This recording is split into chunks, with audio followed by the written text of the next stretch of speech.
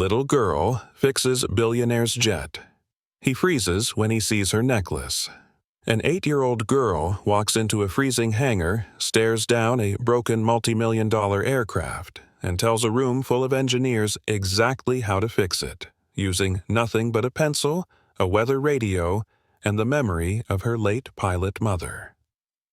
Her name is Alara Stone, and what she does next will not only save a collapsing empire, but also reignite hope in a man who had lost it all.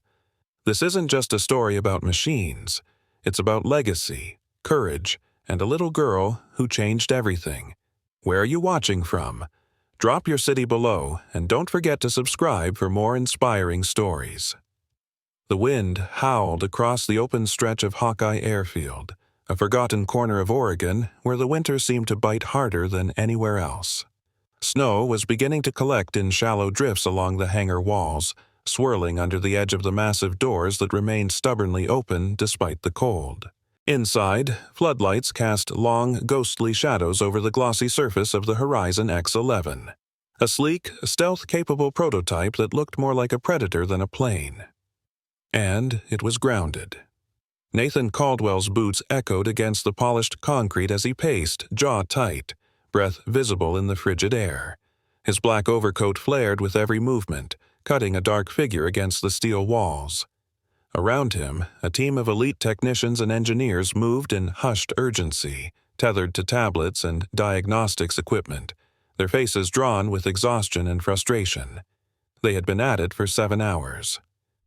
"This doesn't make sense," Jasper Monroe muttered, frowning at his tablet. His breath fogged up the screen, but he wiped it away with a gloved hand. "Voltage is reading steady at every checkpoint. Power's clean. No shorts, and the redundancy systems are online. We've got nothing."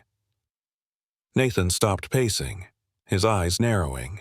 "You're telling me the most advanced guidance system in the country just decided to take a nap? That's what I'm flying to D.C. with? A multi-million-dollar paperweight?" Casey Briggs, the lead tech, gray-haired, stoic, and worn like the hull of an old fighter jet, straightened from the belly of the aircraft. "We're saying something's wrong and we can't find it. Yet.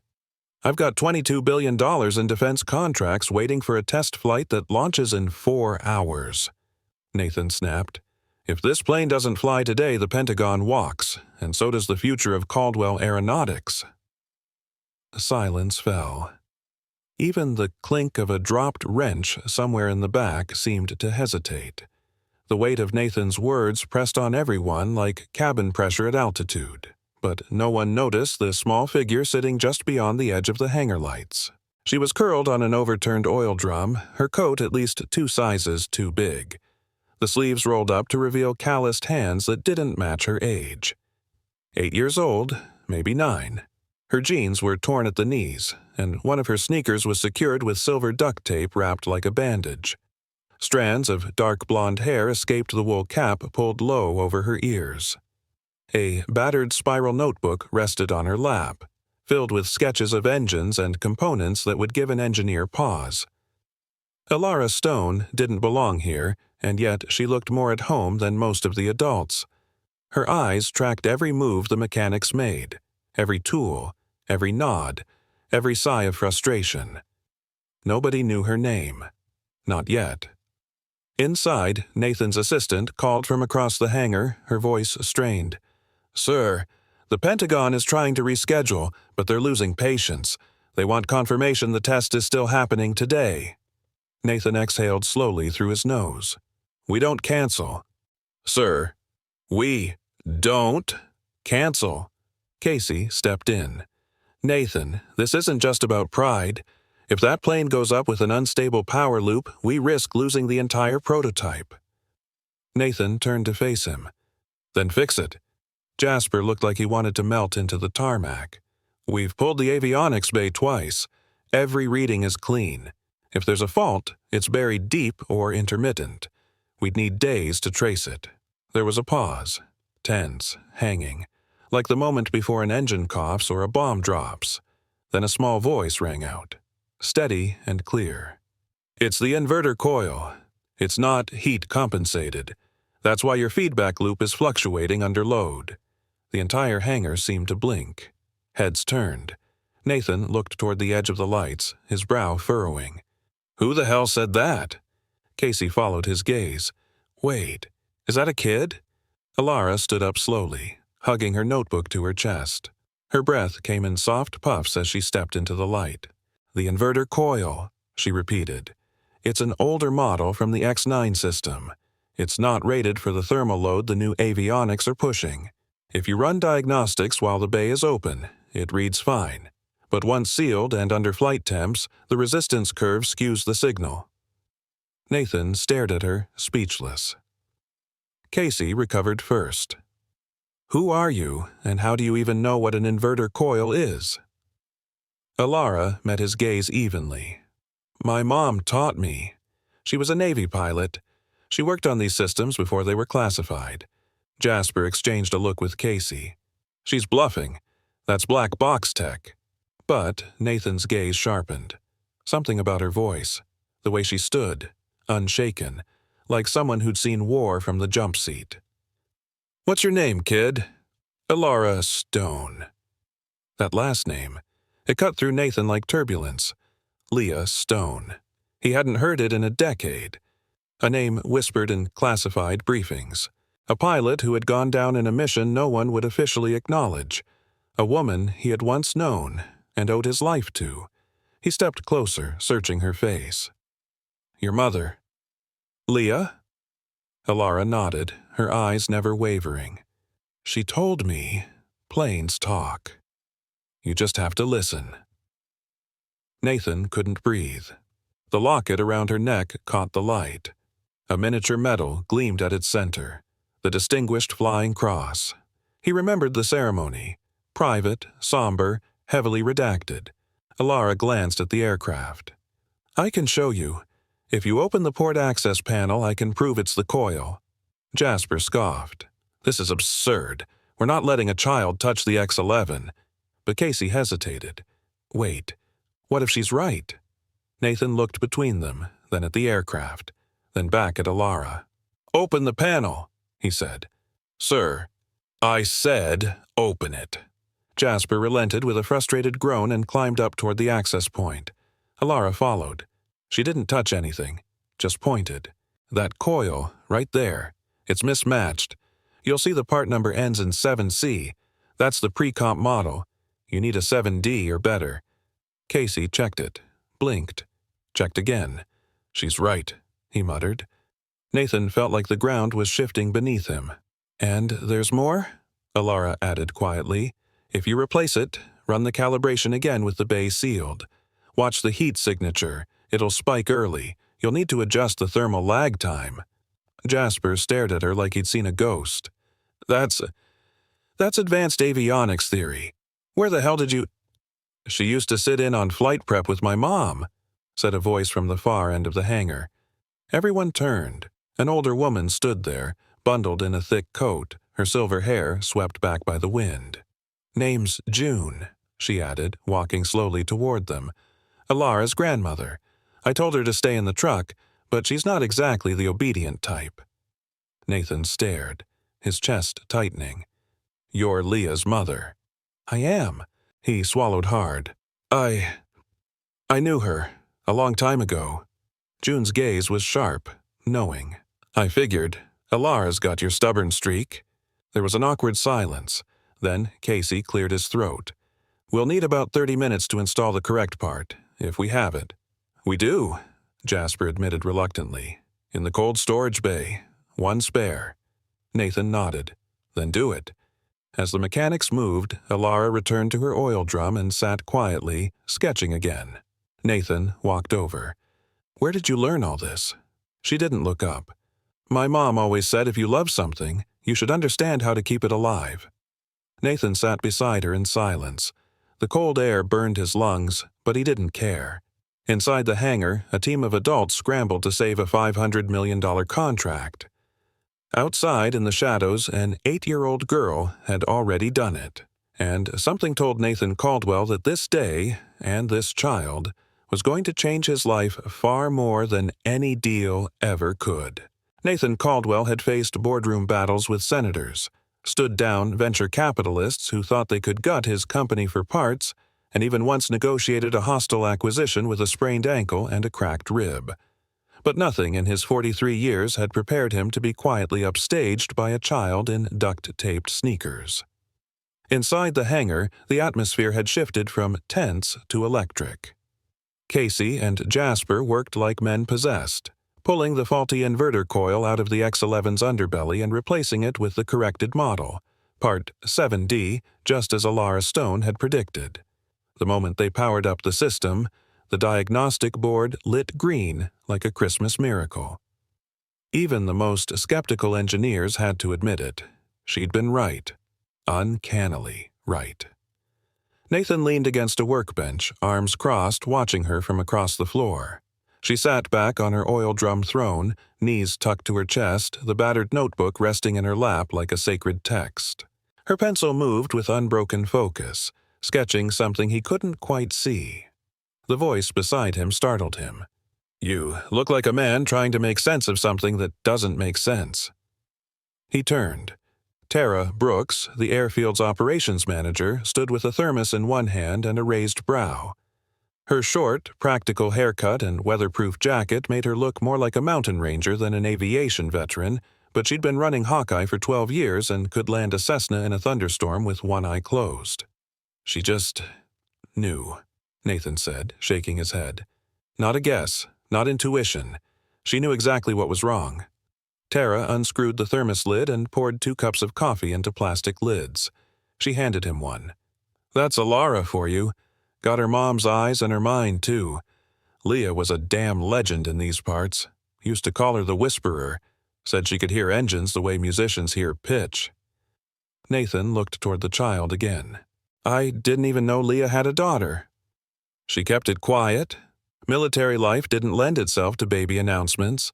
Alara came along after Leah left active duty. She settled here, flew small cargo, did contract maintenance, taught classes when she could, until the accident." He heard the shift in Tara's voice, the subtle catch. "What happened?" Tara sipped her coffee. 6 months ago, medical supply run to a reservation clinic up north. Storm came in fast. She made the drop, turned to head home. Tower lost her on radar. They found the wreckage 2 days later. A pause. She had cancer. Stage 4. Didn't tell many people. Shouldn't have been flying, but she did. Nathan's fingers tightened around the coffee lid. A quiet pulse of guilt pushed through his chest. "I owed her," he said, more to himself than Tara. 15 years ago, we were flying from Dubai to Frankfurt. Tech investor tour. The jet flamed out over the Alps. She was the co-pilot. I was certain we were going to die. She pulled us through. I never even thanked her properly." Tara looked at him with surprising softness. "Maybe you just did." Inside the hangar, Casey stood up from under the aircraft and let out a whistle that echoed through the metal rafters. "We've got stable power across all guidance systems. That coil was the issue." Alara didn't even look up from her sketchbook. Jasper called out, "Captain Caldwell, want to come confirm your miracle for yourself?"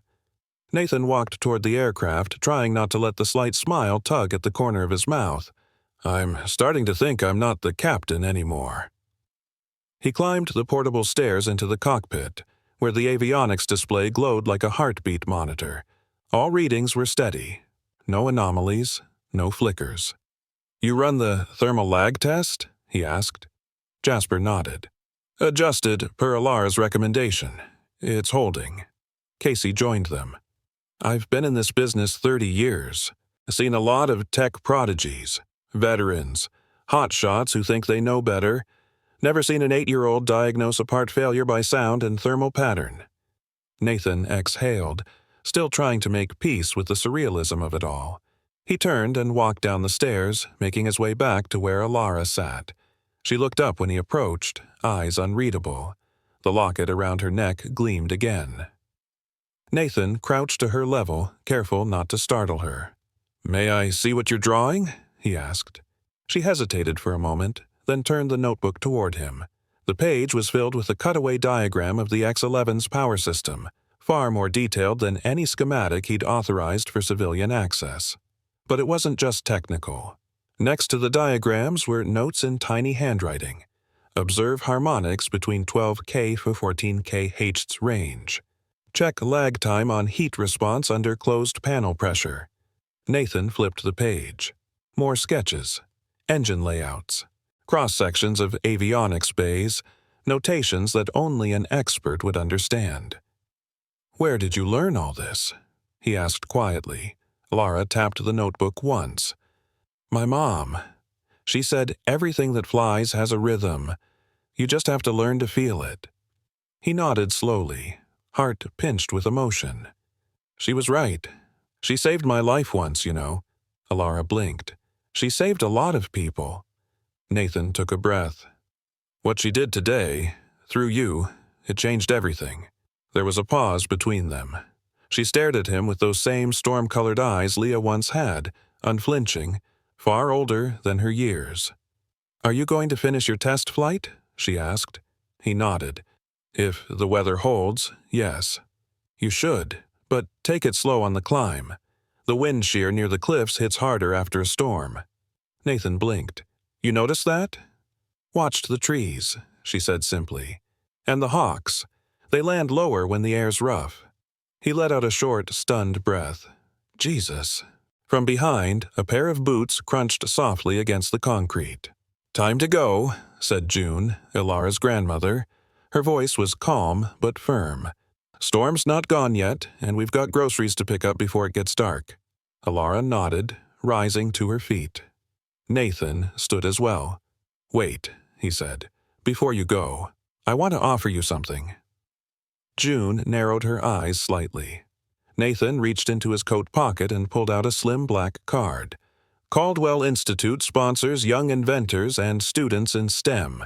We fund tutors, equipment, mentorship. Full ride, no strings. It's not just for university kids. We start at any age." June folded her arms. "She's 8, not a product." Nathan held up his hand. "I'm not here to take anything, just to open a door. If she ever wants training, resources, a place to build something, we'll make that happen. I owe her mother more than I can ever repay." Alara looked at June, who sighed, then glanced at Nathan. "We'll think about it," she said. "Fair enough." As they turned to leave, Alara stopped. She pulled something out of her pocket and handed it to him, a torn page from her notebook.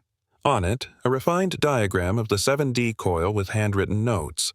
Field retrofit possible if proper grounding is reinforced. Nathan took it with both hands, careful not to crease it. "That's for your engineers," she said, "so they don't make the same mistake next time." And just like that, she was gone, walking into the swirling wind, hand tucked into June's, her small figure vanishing past the edge of the hangar lights. Nathan stood still for a long moment, the paper in his hands fluttering gently in the breeze. Behind him, Casey called out a final systems check. Tara was on her radio coordinating fueling. Jasper was pulling down weather data from the FAA, but Nathan Caldwell wasn't listening to any of it. He was watching the last trace of Alara Stone disappear into the night, carrying with her the ghost of someone who had once saved him, and who had just done it again through the most improbable miracle he could imagine. The snow began to fall again as twilight crept across the sky, casting a soft gray veil over Hawkeye Airfield. Flurries swept past the hangar doors, delicate as ash, but Nathan Caldwell hardly noticed.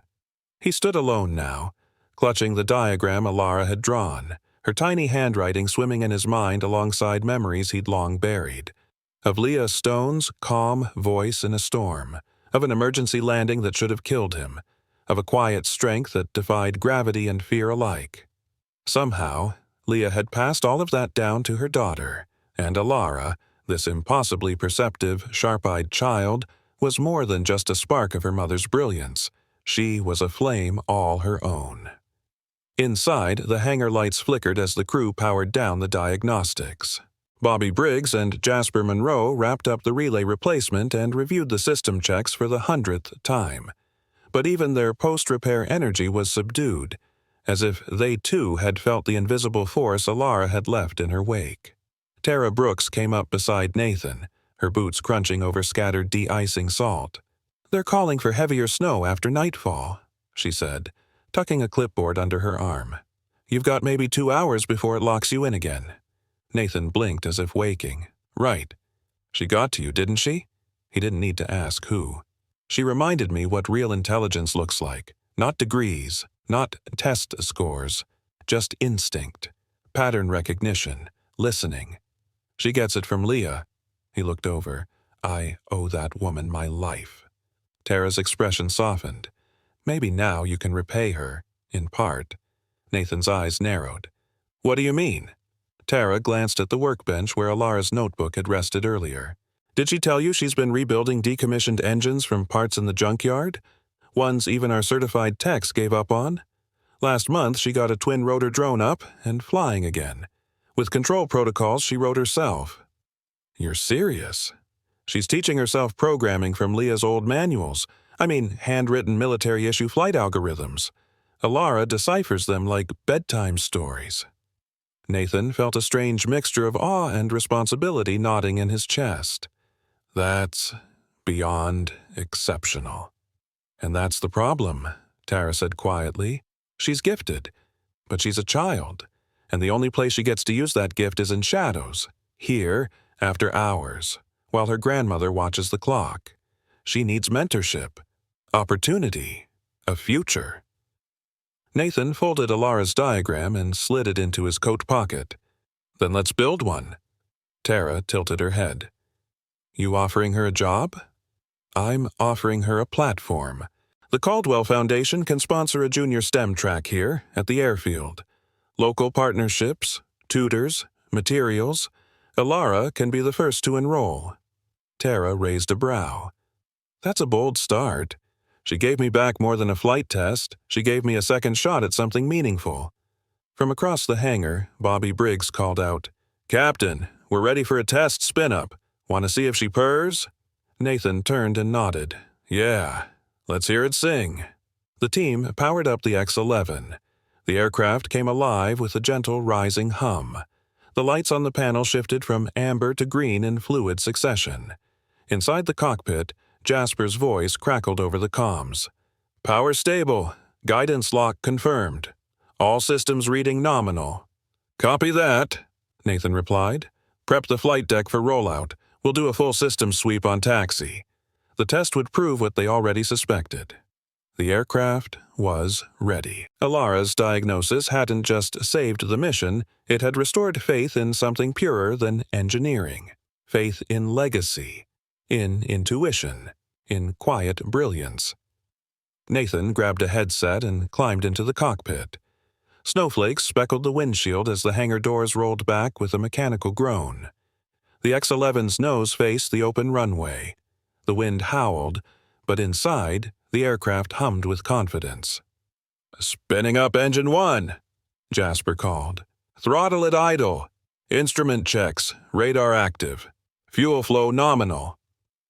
Everything was crisp, clean, right. Nathan gripped the yoke and leaned into the seat. Outside, the tarmac glistened under a thin layer of frost. The aircraft rolled gently forward, guided by Bobby's signals. For the first time all day, the prototype moved without hesitation. He felt it. That feeling Leah had once described to him when they sat in a rainstorm waiting for clearance in Frankfurt. When the plane's right, it tells you. It stops fighting you. It starts flying before it leaves the ground. Back at the hangar, June Stone returned. Her hair was dusted and white now, and her cheeks were pink with cold. She looked around, visibly tense. Tara greeted her. "She's not here," Tara said gently. "They already left." June frowned. "Who?" "Alara and her mom." June's eyes widened, then softened with realization. "You mean the plane?" Tara nodded toward the runway. "It's in motion." June exhaled. "She'll want to see it." "We recorded the startup," Tara offered, "and I have a feeling this won't be the last flight she'll be part of." The old woman looked away, eyes glossy but proud. Meanwhile, inside the cockpit, Nathan taxied to the far edge of the runway and initiated a full stop. The wind buffeted the aircraft gently. Snow coated the edges of the asphalt. He didn't need to take off, not tonight. But he did need to feel the readiness. Jasper's voice buzzed through the headset. "Captain, weather's holding. Want to go airborne?" Nathan paused. The deal in D.C. could wait. What couldn't wait was what needed to be done next. The girl, her potential, her mother's sacrifice. He exhaled. "Negative. Let's bring her home. The real work starts tomorrow." By the time they rolled back into the hangar, Tara and Bobby were ready with tools and reports. But Nathan had one thing on his mind. "Tomorrow," he said, stepping out of the cockpit, "we start designing a new relay, one based on what Alara mapped, and I want it credited properly, under her name." Bobby raised his eyebrows. "You're serious?" "Dead serious. And we'll run compatibility tests across every G-class aircraft we support. If she spotted a systemic flaw, it won't stop at the X-11. Tara chuckled. "You're turning her into a legend already." "She already is," Nathan said. He glanced back at the spot where she'd been sitting just hours ago. The crate was empty, but her energy still hung in the air like radio static. He'd never forget the way she looked when she'd said it. Planes talk. You just have to listen. That night, as he sat in his temporary quarters beside the airfield, Nathan couldn't sleep. The snow picked up again outside. His laptop glowed with an open file, the scholarship proposal he'd been drafting. A name was at the top, the Leah Stone Initiative for Quiet Geniuses. But beneath that, another document was forming, Project Alara. It wasn't a program. Not yet. It was a promise. To a child who had bridged past and future with nothing but a notebook, a necklace, and a mother's love still burning inside her. He clicked save. Tomorrow, they'd begin again. The wind howled louder the next morning, carving icy grooves through the airfield like invisible fingers dragging across the flat Oregon land. Snow no longer floated gently. It cut sideways, harsh and sharp, as if reminding everyone that nature still called the shots. Hawkeye. Airfield looked like a forgotten battlefield wrapped in white, with only the glow of the hangar lights holding back the storm. Inside, Nathan Caldwell was already in motion. He hadn't slept much, but adrenaline had replaced rest. His black overcoat was dusted with frost from the brief walk across the tarmac. He clutched a thermos of bitter coffee and stood hunched over a work table beside Casey Briggs and Jasper Monroe, the three men reviewing the modified schematic Alara had sketched the day before. Casey had cleaned it up digitally, refining her pencil lines into software-readable blueprints. "You sure she's not an MIT grad in disguise?" Jasper muttered, rubbing at the edge of his eye. "Because this interface workaround? It's not only workable, it's elegant." Casey nodded, tapping the screen. "See this loop? It redirects current flow through a bypass pin when temperature exceeds threshold, without triggering the fault protection. That's thinking in layers, not just parts." "She designed it in a notebook," Nathan said, his voice hushed with reverence. "No calculator, no manual, just memory and instinct." A radio crackled behind them. Tara Brooks' voice came through, tinny but urgent. "Visibility's down to a mile and dropping. Forecast says this band of snow won't let up for another 5 hours, minimum." Nathan stepped back from the table. "Then we've got less time than we thought." He turned toward the aircraft. The X-11 stood ready, glistening like an obsidian blade beneath the overhead lights. Its panels were closed, its systems tested, but today wasn't about flight. It was about preparation. Fueling crews had already rolled the carts away, and the auxiliary power unit hummed gently as Tommy, the youngest member of the ground crew, double-checked the electronic systems. He looked up as Nathan approached. "We're buttoned up tight, sir. Heating systems are maintaining cabin temp, and the nav suite is locked and loaded." "Thanks, Tommy. You ever work on an aircraft where an 8-year-old saved your job?" Tommy grinned sheepishly. "Not until this week." Nathan smiled and patted his shoulder, then walked toward the far end of the hangar. Something told him the day wasn't done with surprises yet. He didn't have to wait long. At exactly 9:07 a.m., a knock echoed against the steel side door. Tara opened it, and the wind immediately shoved its way inside, trailing snowflakes behind it like tiny spies. Standing in the threshold was Alara, bundled in a brown coat too big for her cheeks red from the cold. Her grandmother June stood behind her, looking less like she approved of this idea and more like she had lost the debate. "You said she could observe today," June called through the gust. "You didn't say anything about dragging her back in this weather." Tara stepped aside, smiling. "The door's open." Alara stepped in, immediately pulling her notebook from inside her coat like it was a shield. "I brought some sketches," she said matter-of-factly. Nathan turned, startled but not surprised. "You shouldn't be out in this storm." "I've seen worse," she said, brushing snow from her sleeves. "Mama used to say storms are just tests. The sky checking to see if we still want to fly." He watched her walk over to the table, unzipping her notebook with the calm confidence of someone older than most of the engineers in the room. She spread out 3 new diagrams. One for a low-cost diagnostic tool for coil resistance, one for a universal mounting adapter, and one for a data logging system she had imagined overnight. "Where did you come up with this?" Jasper asked, leaning in. "In my dream," she replied, not looking up. Casey muttered, "Hell of a dream." Nathan knelt beside her. "Alara, I want you to know something. What you did yesterday, it didn't just fix the plane. It showed all of us what's possible when someone really listens." Alara looked up. "That's what Mama always said. Machines talk.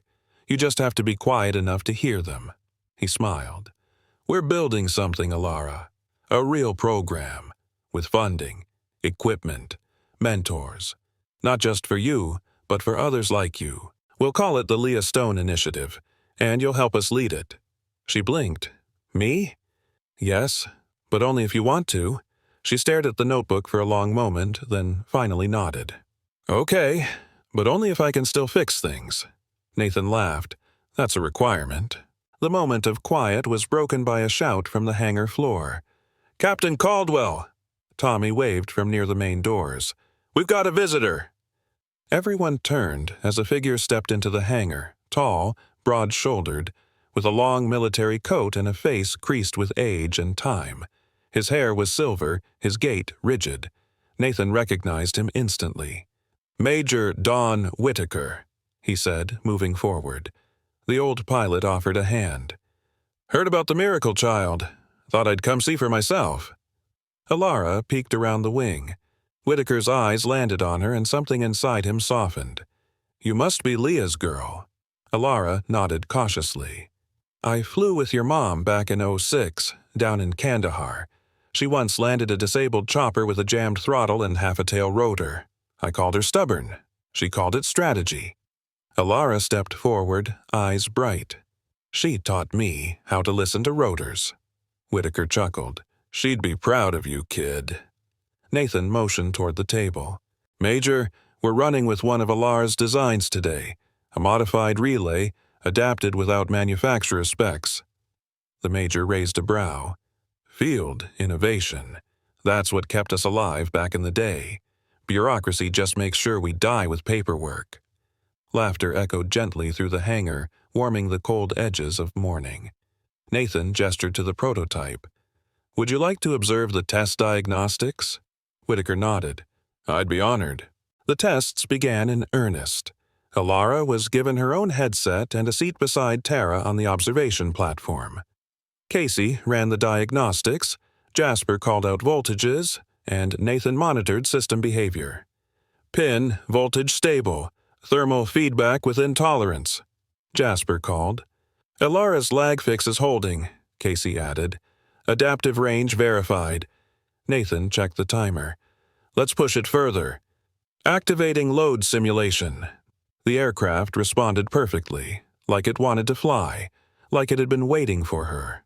Alara whispered something under her breath, and Tara turned to her. "What did you say?" "She likes the cold," Alara replied. "Some aircraft do. They tighten up, fly sharper."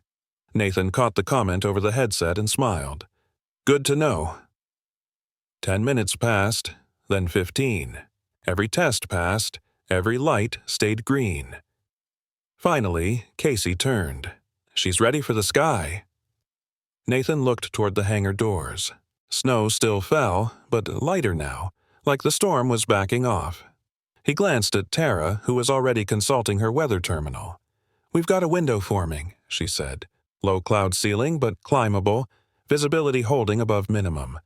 Nathan's pilot instincts kicked in. Let's prep for takeoff. Everyone moved. Fuel check. Systems locked. Clearance requested. Engines spooled up. Through it all, Alara remained still, silent, watching. Whitaker walked up beside her. That aircraft carries your mother's blood in its bolts now. Her legacy's in those circuits. Alara's hand drifted to her necklace. Nathan paused before boarding the aircraft. He looked down at her. Want to ride jump seat? She blinked. Seriously? You earned it. She looked at June for permission. The older woman hesitated, then finally nodded. Just this once, and you sit still. Nathan extended his hand. Come on, Engineer Stone. Alara grinned for the first time that day, and as she climbed into the cockpit beside him, the storm outside began to clear, just a little more. Alara sat in the jump seat, barely breathing, her eyes wide as the cockpit of the X-11 wrapped around her like something out of a dream. She hadn't imagined sitting here. She never dared. She had drawn it, sketched every detail, sure. But to actually feel the hum of the engines through her spine, to hear the quiet beeps of real avionics responding to real-time diagnostics, to sit next to someone who had helped build this aircraft from a napkin drawing to a sleek, airborne reality, this was beyond anything she thought she'd be allowed. Nathan Caldwell sat in the pilot's seat beside her, going through the final checklist with calm precision. He wore his headset like a man who'd done this 100 times, but every now and then he shot her a glance, half smile, half check, as if to say, You okay, kid? She didn't nod, but her knuckles tightened around the armrests in silent answer. Clear to taxi, came the voice over the radio. Runway 02 is yours, Captain. Nathan responded smoothly, easing the aircraft forward with practiced control. Hawkeye Tower, this is Sierra X-Ray 11, requesting short-field takeoff clearance. We're test flying a modified system under light load. Copy, Sierra X-Ray 11. Winds variable at 6, ceiling 5,000. You're cleared to depart. The snow had slowed to a lazy drift. Through the windshield, Alara saw the white powder swept to the side of the tarmac by ground crews, revealing the darker streaks of runway like a ribbon waiting to be claimed. Nathan looked over. You ready? Alara blinked at him. You're really going to fly with my relay in place? He grinned. Wouldn't dream of flying without it. He gave her a second to absorb that, then pushed the throttle forward. The engines roared. Not a violent scream, but a surge, smooth and powerful. Alara felt the aircraft come alive around her. Her whole body pressed back into the seat as the X-11 hurtled down the runway. The snow vanished in a blur. The hangar receded behind them. Then the ground dropped away. They were airborne. Alara's mouth opened in a silent gasp as the landscape fell beneath them. The hills rolled out in waves of white, the distant tree lines laced with frost. The clouds above scattered in patches, letting the sun break through like golden shards of stained glass. She'd seen the world from up high before, from commercial flights, window seats, occasional rides in crop dusters with old pilots her mom had known, but nothing like this. Nothing this pure. Nathan didn't speak for a minute. He let her have the silence, let her feel it. Then, gently, So, tell me the truth. How does it feel? Alara turned to him, her voice barely a whisper. Like the sky is listening. Nathan smiled at that. Your mom used to say something similar, that the sky's alive, and it always knows who belongs up here. There was a quiet moment between them, warm, heavy with memory. Nathan glanced at her necklace again. He hadn't said anything about it since their first meeting, but he hadn't stopped noticing it either. The silver pilot's wings caught the sun like a signal mirror. He cleared his throat. "Alara? Those wings? Your mom wore them?" Alara nodded. "Always. She said they reminded her who she was, even when people forgot." Nathan's hands gripped the yoke tighter, his jaw clenching for a second. "I think I met her before you were born." Alara looked at him curiously. "In the Navy?" "No. After she left, I was on a charter flight over the Alps. Terrible conditions, poorly maintained jet. Leah was the co-pilot. She saved my life." Alara stared at him. "That was you? You know about that flight?" She nodded. "Mama told me about it once. She said the guy she saved was too proud to say thank you but smart enough to keep his mouth shut and walk out of that wreck." Nathan laughed. "She wasn't wrong. She said that after that flight she decided she'd never fly for someone who didn't understand the weight of responsibility." Nathan's laugh faded. "Yeah. Sounds like Leah." They flew in silence for a few moments, the X-11 slicing through the sky with precision and grace.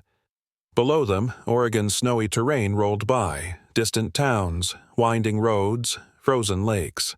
Nathan tapped the display panel lightly. "Alara, I want to show you something." He switched over to a backup feed and brought up a stored schematic, a blueprint of the X-11's primary relay system. Then he overlaid Alara's hand-drawn circuit. The two matched almost perfectly. "Your design is being uploaded to the prototype server tonight," he said. "We'll be building future systems based on this adaptation." Alara's eyes widened. "Seriously? It's that good. It's better than what we had." She smiled, not proudly, but quietly, the way a mechanic does when a stubborn engine finally turns over after days of coaxing. "I didn't think you'd actually use it," she said. "Most adults, they act like I'm making it up." "I used to think kids didn't know anything," Nathan admitted. "Then one showed up and made me question half my career." He looked over again. "Alara, what else do you know? About engines, systems, code?" She shrugged, unsure. "I read a lot. I build things at night. Mama left me all her notebooks, and I kind of learned through them. You understand half the avionics suite on this plane, don't you?" She nodded, then hesitated. "I also fixed Mr. Reed's crop duster last month. He had a misfire in the right cylinder bank because the intake valves were bent. I told him to stop forcing cold starts without preheat, but he never listens." Nathan tried not to laugh. "Of course he doesn't." And Mrs. Calderon's delivery drone, it kept circling her house. She thought it was haunted. It was a GPS loop error, bad firmware update. I reflashed it. Now Nathan did laugh. "How old are you again?" "8, she said flatly. "Almost 9. He shook his head. "You've got more flight hours by proxy than half the engineers I've hired." Alara looked out the window again, toward the clouds parting like slow doors. "I just don't want to forget her. If I keep learning, I keep her here." Nathan didn't reply. He didn't have to. They descended after half an hour, gliding back into the snowy basin with practiced ease.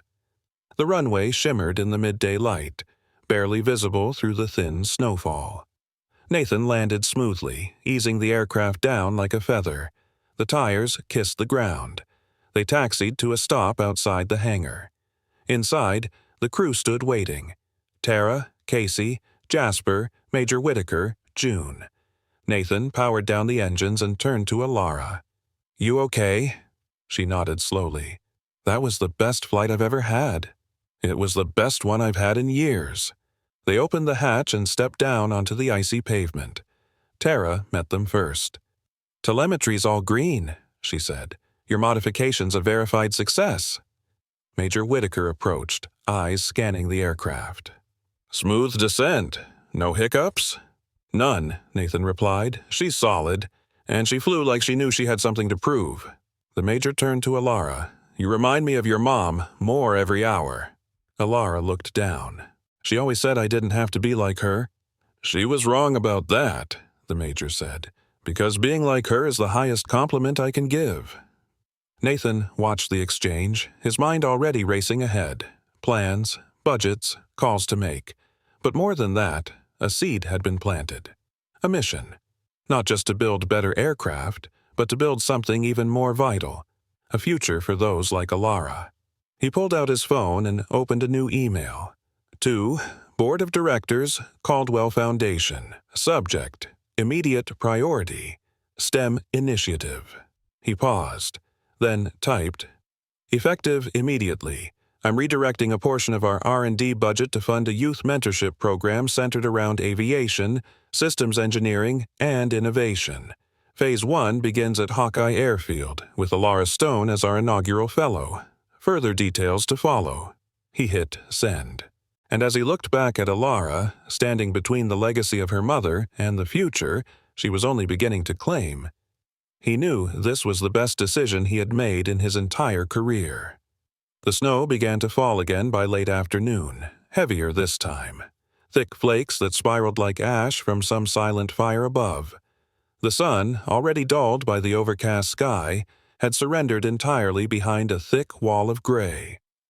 Back inside the hangar, the X-11 rested like a giant metal bird that had finally come home. It gleamed faintly beneath the lights, proud and quiet. And, for the first time in days, there was calm. But inside Nathan Caldwell, a storm had just begun. He stood near the observation deck, reading the first round of press inquiries on his phone. Somehow, word of Alara's relay modification had already slipped beyond the walls of Hawkeye Airfield. A defense tech blog had picked up a leak. Unlicensed child designs breakthrough power system for military prototype. And now, his inbox was exploding with questions he couldn't yet answer. Across the hangar, Alara sat cross-legged on a rolling mechanic's stool, twirling a screwdriver and watching as Casey Briggs gently lifted the modified relay back out of the aircraft for documentation. It was a formality. Every component of the X-11 would be verified and filed with the FAA and Department of Defense, even field modifications. But to Alara, it was more than a relay. It was a message. You belong here. Tara Brooks walked past Nathan, a tablet in hand. Telemetry's been logged. FAA's requesting a field audit of the part before we try to fly cross-state. Let them come, Nathan murmured. We've got nothing to hide. You sure about that? She asked, arching a brow. He looked up from his phone. Meaning? Meaning. You're putting a child's work into a billion-dollar machine and treating it like gospel. You sure they'll understand? Nathan didn't hesitate. They will, or I'll make them. Tara stared at him for a moment, then nodded and moved on. At that moment, the side door groaned open again, and June Stone stepped in, brushing snow off her shawl. Her expression was unreadable, but Nathan could tell something was different, something weightier than the weather. She moved straight to Alara, her footsteps slow and deliberate. Come on, sweetheart, she said gently. Let's pack it in. You've been here all day. Alara frowned, but stood. Can I come back tomorrow? Nathan approached them, holding back slightly, not wanting to intrude. That depends, June said. On what? On whether this, she gestured to the hangar, the plane, the drawings, is still something that lets you be a child, or whether it's becoming something you have to carry like a soldier's kit. Alara didn't answer. Her hand drifted unconsciously to her necklace. June turned to Nathan. May I speak with you privately? He nodded and led her to the far end of the hangar, where the noise faded. The shadows were longer here, and the air colder. She crossed her arms. I've watched you, Mr. Caldwell, and I've watched her. She's bright, brilliant even, but she's also grieving. That brilliance, that urgency. It's a way of hanging on, of not letting her mother go. Nathan listened silently. She doesn't sleep through the night, June continued. She wakes up talking about voltage curves and thrust ratios. She doesn't play anymore. She calculates. She dreams in schematics. I'm scared she's going to forget how to be a little girl. He looked down, guilt slowly rising. I didn't mean to feed that. I just saw what she was capable of. And I'm not saying she shouldn't explore it, June said more gently. But I want a promise. What kind of promise? that you'll protect her from the very thing that made you admire her, that you won't let her genius become her cage. Nathan met her eyes. I swear to you, I'll give her the freedom to choose, not just a career, a life. June studied him for a long moment. Then, finally, she nodded. She can stay. That night, Nathan stayed behind after the others had gone. Snow layered thick against the hangar doors. Inside, the silence was broken only by the soft whine of the auxiliary systems keeping the X-11 warm. He sat alone at the mission table, flipping through Leah Stone's old maintenance logs, which Alara had left behind by accident. Or maybe on purpose. The pages were faded, annotated in sharp, clean cursive. Diagrams, flight notes, even equations scrawled in margins. Midway through, he found something that made him stop. A torn, half-folded page, dated March 15, 2009. Engine failure at 14,500 feet. 38 degrees, 8 Charter client on board. Forced descent. Partial electrical. Winds brutal. Gear wouldn't lock. Landed on instinct. One passenger. Said nothing. But his eyes, they remembered. Nathan closed his eyes. That had been the flight. His flight. He hadn't realized she'd written about it. She had remembered him.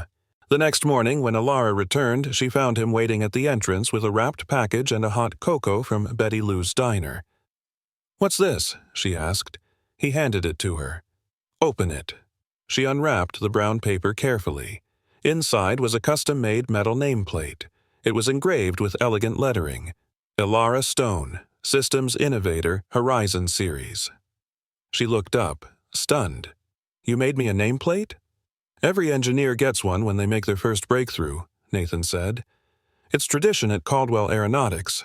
She ran her fingers over the letters. "You think I'm an engineer?" "I know you are." She smiled, but then asked quietly, "Will I still get to, just fix things, without being on camera? Without people calling me gifted all the time?" Nathan crouched to her level. "You'll fix whatever you want, however you want. And when you don't want to fix anything, you can just be Alara. That's the deal." She nodded slowly, reassured. The moment was interrupted by Tara hurrying across the floor, tablet in hand. "Nathan, news just broke. Blackridge Aerospace wants to meet. They read the report on the modified relay." "Already?" Nathan asked. "They want to license the design. They're offering a partnership, on the condition the young engineer is involved in the development team." Alara blinked. "Wait, what does that mean?" Nathan looked at her. "It means they want to meet the person who fixed the part their billion-dollar software couldn't solve." She looked uncertain. "I don't know if I want to talk to big companies." "You don't have to," Nathan said. "I'll handle it, but it means something. Not just to them, to others. You've made the world take notice." Casey chimed in from the other side of the hangar. "Some of the field manuals you annotated are making rounds in tech forums. There's talk of applying your modifications to civilian aircraft, too." Alara's eyes widened. "Really?" Nathan stood beside her. "You changed more than one plane, Alara. You started a conversation." She looked back at the nameplate in her hands, then quietly said, "Mama always said fixing one thing can ripple, like stones in water." Nathan smiled. Looks like she was right again. The rest of the day moved fast. Engineers came and went, systems were updated, and the media buzz grew louder outside the airfield. But through it all, Nathan made sure Alara was shielded, not hidden, but protected. She observed. She asked questions. She drew. And that evening, as the sun dipped behind the hills and the airfield grew quiet again, Nathan walked her and June to their truck. Before she climbed in, Alara turned and asked, "Mr. Caldwell?" "Yes." "If the plane had crashed that night, the one with my mom, what would have happened to you?" Nathan didn't answer right away. Then finally, "Everything I built would have ended before it started. I'd never have founded Caldwell Aeronautics, never developed the Horizon series, never been in a position to meet you." She looked at him thoughtfully. "Then maybe I was supposed to be here." He nodded. "I think you were." She smiled again, the way only a child can, like the world might just be okay. And as their truck pulled away, the snow began to fall gently once more, like a promise instead of a warning. Inside the hangar, the prototype waited. But the future? It had already taken flight. The storm rolled in faster than anyone had predicted. By mid-morning, the peaceful snow of the previous day had transformed into a whiteout blizzard, the kind that turned even the most seasoned pilots wary and sent ground crews into a flurry of redirection and delays. Runway lights blinked weakly through the swirling white haze. Aircraft queued with uncertainty. The control tower broadcast regular advisories: visibility, falling, wind, rising, temperatures, plummeting. Inside the hangar, the X-11 was ready. Fuel tanks full. Modified relay installed. Diagnostics confirmed. Documentation approved. Nathan Caldwell stood near the nose of the aircraft with a flight plan in hand and a ticking clock pounding inside his head. The revised meeting in Chicago had been delayed for a final time. If they didn't depart within the hour, the deal, months in the making, would collapse. And with it, a major partnership that could fund the next 5 years of R&D across his company. Across the hangar, Alara sat on a stool, clutching a small, weathered radio scanner. She had been staring at the sky since dawn, her expression unreadable, the heavy snow reflected in her eyes like ghosts. She hadn't said much all morning. That alone made Nathan nervous. He crossed the hangar toward her, pulling his gloves off. "What do you think, Alara?" She looked up slowly. "I think the storm came in too strong, too fast." Nathan nodded. "We saw that." "But it won't stay long," she added quietly. That caught his attention. "No?" She turned the volume down on her scanner. "Mama used to say when a storm punches like this, hard and fast, it doesn't have staying power. She called it a sucker punch system. I checked the pressure drop, the wind vectors. They're shifting already, it's going to clear, but only for a little while." Nathan studied her face, trying to parse how much of this was science and how much was instinct. "How long do we have?" he asked. 30, maybe 40 minutes. Then the sky opens. Maybe an hour of clear air. But after that, it shuts down again. Worse." Nathan rubbed his jaw, tension surging. "If you're right, that's our only window." Alara nodded. "That's why I brought this." She opened her notebook, showing a rough sketch of the weather pattern, overlaid with projected wind movements. It was a crude model, but astonishingly accurate for something made with a pencil and an 8-year-old's mind. Just then, Tara came jogging from the hangar doors, a tablet in hand and her coat clinging to her from the wind. "Visibility's down to half a mile," she said breathlessly. "Tower just initiated a soft ground stop. No new departures unless it's emergency status." Nathan paled. "They'll shut us down before the slot opens." "Unless we're already on the tarmac when the clearance comes," Tara offered cautiously. "But that's a risk." Nathan glanced back at Alara. "You really believe it'll clear?" Her fingers touched the wings around her neck. "Mama taught me to read the sky like an engine. It's talking. You just have to listen." Behind them, Major Whitaker entered, brushing snow from his coat. "What's the plan?" Nathan looked to him. "We move fast. Get on the runway. Get airborne as soon as the tower clears us. We wait too long. We lose everything." Whitaker nodded. "I'll prep the checklist. You taking the girl up again?" "No," Nathan said quickly. "She stays grounded this time. Too dangerous." Alara didn't argue. She understood. She just returned to her stool and began recording new data, tracking the snowfall and pressure through her scanner and notes. The crew moved like clockwork. Casey ran a final systems check. Jasper readied the navigation log. Tommy removed the remaining cover panels and disconnected ground power. Outside, the snow still came in sheets, but there was something strange happening to the light. It wasn't as gray as before. In the far west, beyond the tree line, the clouds began to thin, if only slightly. A hint of blue teased the horizon. Inside, June Stone stepped into the hangar just as Nathan was climbing the stairs into the cockpit. "You're really going up in this?" she asked, her voice steady but edged with concern. Nathan paused on the steps. "It's not just about a contract. This deal supports hundreds of jobs, labs, students, people who don't even know this flight is about to decide their future." June looked past him to the aircraft. "And who supports you if something goes wrong?" Nathan hesitated, then glanced toward Alara. "She already did," he said quietly. "She gave me the sky back." June's gaze softened, then she nodded once. "Then you better go make it count." The radio cracked to life. "Hawkeye Tower to Sierra X-Ray 11. Visibility improving in Sector 7 and 8.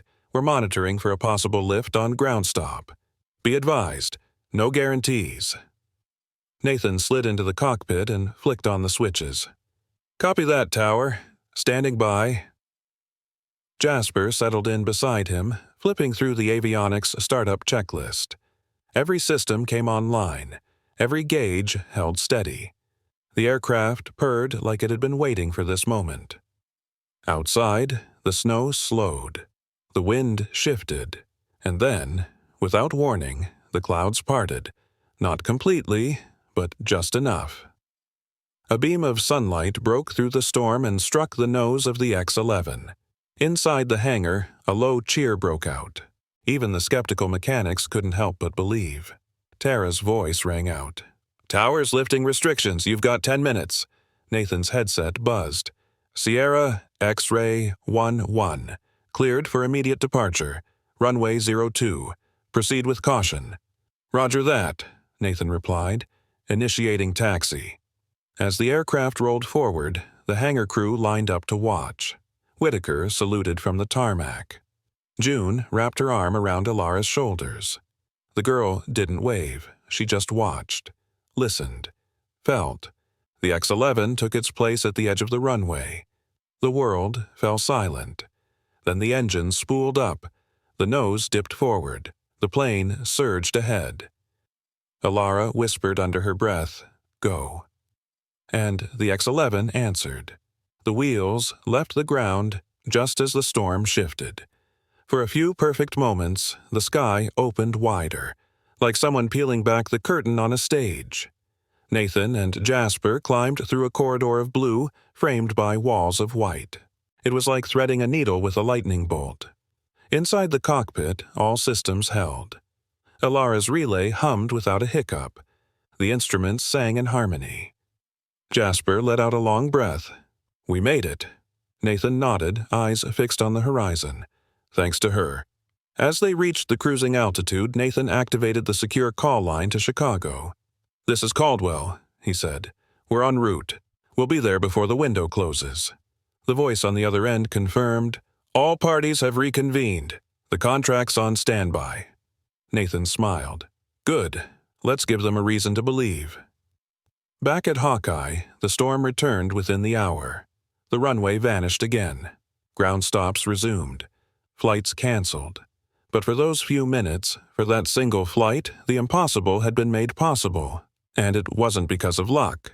It was because an 8-year-old girl, sitting on a stool with a pencil and a notebook, had read the sky like a story written for her alone. That night, when Nathan returned, the hangar lights were off, but one lamp glowed above a workbench. Alara sat alone, sketching again. He approached quietly. "You were right." She didn't look up. "I usually am." He laughed. "You saved the flight, and the deal." She finally looked up, her voice small but sure. "Mama would have flown anyway, even through the storm." Nathan sat beside her. "That scares me a little." "It scared her too," Alara said, "but she did it anyway." Nathan reached into his coat and pulled out a small box. "We're launching the youth program. I want you to be the first to receive this." Inside was a metal key card with the Caldwell emblem. It read, "Alara Stone, Founding Fellow." She held it in her hands like it weighed the world. "What if I mess up?" she asked. "You already didn't," he replied. She smiled faintly and turned back to her sketchbook. Outside, the snow fell again, but inside the sky had already cleared. 3 months had passed since the storm cleared just long enough for the X-11 to take flight. Since then, everything had changed, though not in the flashy, headline-grabbing way that usually accompanied aerospace breakthroughs. No, this change had moved like the deep shift of tectonic plates, quiet but powerful, reforming the very foundation beneath lives and futures. Nathan Caldwell now stood before a crowded room at the unveiling of the Leah Stone Memorial Fellowship for Aeronautical Innovation, a scholarship program designed for underrepresented young minds who thought in schematics and saw the world not as it was, but as it could be rebuilt. Behind him, a projection showed a slow montage. Leah in her Navy uniform, Alara sketching beside an aircraft wing, then the X-11 soaring through the storm-lit sky. Nathan cleared his throat, holding a small remote in one hand. "Ladies and gentlemen, we're here not just to honor a pilot or even a prototype, but to honor vision, grit, and the people who dare to see through broken metal what others only see as scrap. Leah Stone gave her life so that others could be lifted up. Today, we ensure that spirit doesn't just survive, it leads." Applause filled the room. Cameras flashed. Among the crowd sat June Stone, her posture straight, her eyes damp but unwavering. And beside her, Alara. The girl wore a simple navy dress with silver trim. Her hair had grown longer, her face slightly older, but her expression held the same quiet concentration, as though she were analyzing every word Nathan said, mapping its resonance in her internal blueprint of the world. After the speech, Nathan stepped down and made his way toward them. "You did well," June said, standing to greet him. Nathan smiled. So did she. Alara handed him a folder. "My application packet for the Junior Systems Apprenticeship. You said I'd need to submit it like everyone else." He took it, surprised. "You already finished it?" She nodded. "I included some new relay configurations I designed after studying the thermal lag on our last flight." Nathan opened the folder, thumbing through the first few pages. Even at a glance, the clarity of her diagrams made him pause. "Alara, this is— Do I qualify?" she interrupted. Looking up with challenge in her eyes, he grinned. "You qualify." She smiled back, triumphant but grounded. Then her gaze drifted to a group of younger children clustered near a long table on the far side of the room. They were elbow-deep in a pile of spare parts, guided by Casey Briggs and Jasper Monroe, both of whom had volunteered to mentor at the new Hawkeye Young Engineers program. "Can I go?" she asked. June placed a gentle hand on her shoulder. "Just don't take over the whole class." "I'll try," Alara said, already halfway there. As she knelt beside a girl struggling with a rotary linkage, Nathan leaned closer to June. "She belongs here." "She always did," June replied. "It just took us a while to catch up." Across the room, reporters approached Nathan with questions about funding, design patents, global licensing of Alara's relay model, but he waved them off. Not now. Not during this moment. He walked over and crouched beside Alara, who was helping the girl align a drive pin. "Want to tell her what she's doing wrong?" he asked softly. Alara shook her head. "She's not wrong. She's just doing it her way. That's how I learned, remember?" Nathan nodded. "I do."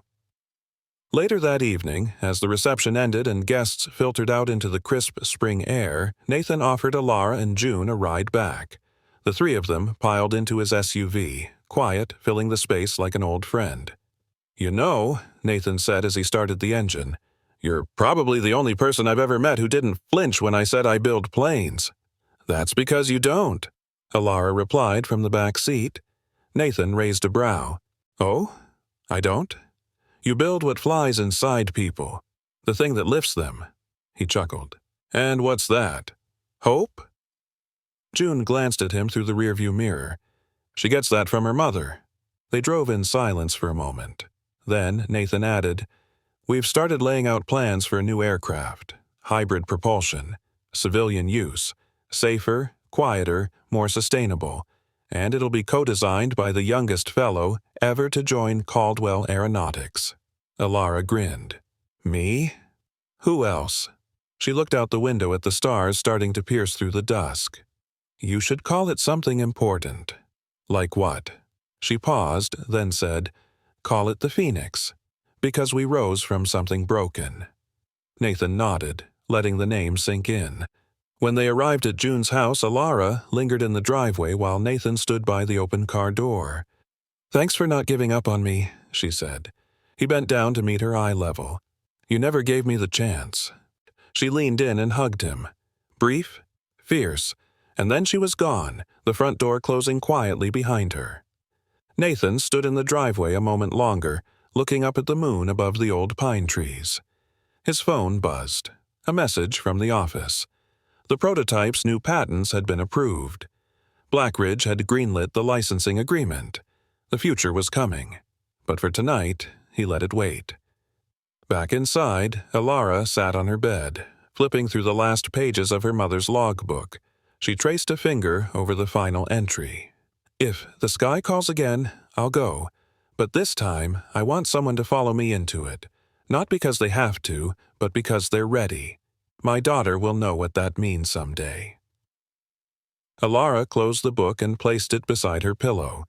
Then she rolled onto her back, eyes wide, watching the ceiling like it held blueprints only she could read. Downstairs, June turned off the lights, letting the house fall into peaceful stillness. The next morning, a letter arrived at Caldwell Aeronautics. It was handwritten, in pencil on graph paper. No return address. "Dear Mr. Caldwell, I'm 12 years old. I saw the article about Alara.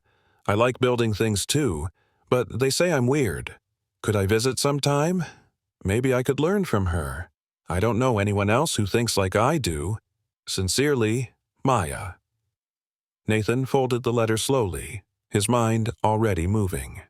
He looked out his office window, where the X-11 sat on the runway, its next iteration already on the drawing board. And in that moment, he knew what they had started wasn't just a program or a plane. It was a movement. It was a ripple, reaching further than any of them could see. And it had started with a girl, a notebook, and a broken relay no one else believed could matter. Now, it would change the world. In the end, Alara's story teaches us something profound.